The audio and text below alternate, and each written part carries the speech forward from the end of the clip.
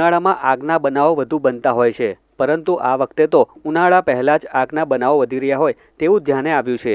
મળતી માહિતી અનુસાર અરવલ્લી જિલ્લાના ધનસુરા પરબડી ચોક નજીક ભંગારના ગોડાઉનમાં અચાનક આગ ફાટી નીકળી હતી. આગ લાગતાની સાથે જ આસપાસના લોકોમાં ભારે અફરાતફરી મચી હતી. આગ એટલી વિકરાળ હતી કે દૂર દૂર સુધી ધુમાડાના ગોટે ગોટા જોવા મળ્યા હતા. બનાવની જાણ થતાં જ મોડાસા નગરપાલિકાની ફાયર ફાઇટરની ટીમ તાત્કાલિક ઘટના સ્થળે દોડી આવી હતી, જ્યાં વોટર બ્રાઉઝરની મદદથી પાણીનો મારો ચલાવી સમગ્ર આગ કાબૂમાં આવતા લોકોએ હાશકારો અનુભવ્યો હતો.